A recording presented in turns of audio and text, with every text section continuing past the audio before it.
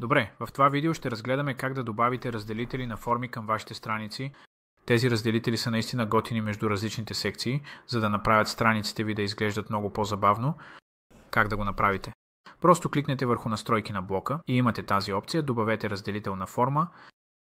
Вътре имате различни опции за различни видове форми, от които можете да избирате. Можете също така да промените цвета му и в този случай очевидно трябва да го направите бяло. За да се впише в белия фон в долната част, можете да изберете белия фон и да видите прехода на този наистина готин и интересен вид на вашия разделител на форма. Можете също така да го промените на нещо друго, като този. Този разделител е наистина готин и интересен, който можете да добавите към страницата си.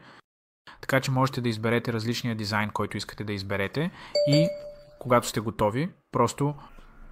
Добре, в този случай, при този разделител на форма, очевидно можете да го обърнете на, знаете ли, хоризонтално или вертикално. Като обърнете разделителя, по този начин можете да регулирате позицията и как изглежда на страницата.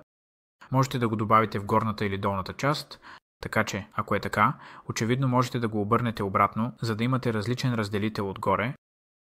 Но, за целите на примера, нека го оставим в долната част. Разбира се, ако искате да имате повече разстояние, можете да го регулирате с дръжките, за да го направите по различни видове дизайни, които можете да направите. Това е всичко. Така е лесно. Да направите различна форма, която е разделена между различните секции. Както виждате, това наистина отваря страниците ви да бъдат по-забавни с различни преходи. Можете да го направите навсякъде, всъщност. Така че сега можете да добавите нов разделител на форма тук, например, за да стане по-забавно и можете да използвате този капак, който е тук и можете да го използвате, за да добавите разделител на форма отгоре, например. Нека го изберем да бъде отгоре. В този случай направете цвета наистина бял и да го обърнем.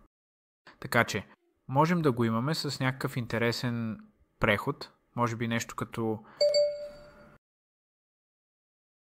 с непрозрачност, нещо такова. И разбира се, можете да добавите повече отгоре, за да го направите както искате. Така че можете да правите различни видове форми, раздели и да създавате невероятни преходи между различните секции. Това е всичко. Настройките на блока добавете разделител. Надявам се сте насладили видео. И ако имате повече въпроси относно това как да използвате разделителите на форма, просто ни уведомете.